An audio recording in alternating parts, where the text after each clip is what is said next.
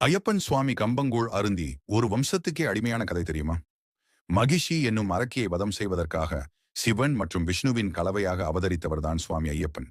தன்னுடைய அன்னைக்காக புலிபால் எடுத்து வர சுவாமி ஐயப்பன் காட்டுக்குச் சென்றார். காட்டுக்கு போன அவருக்கு பசியும் களைப்பும் மிகவும் அதிகமாக இருந்தது.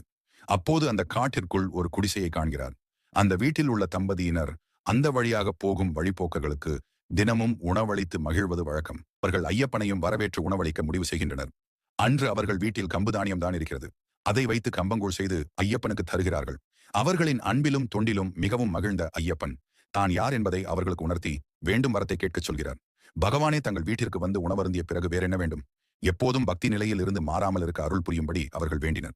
இதனால் மிகவும் மகிழ்ச்சியுற்ற ஐயப்பன், நீங்கள் தந்த கம்பங்கூழுக்கு மட்டுமல்ல, உங்கள் அன்பிற்கும் நான் என்றென்றும் அடிமை. நீங்கள் என்னை நினைத்து வேண்டி எதை கேட்டாலும் தந்தருள்வேன் என்று வரமளித்தார் ஐயப்பன்.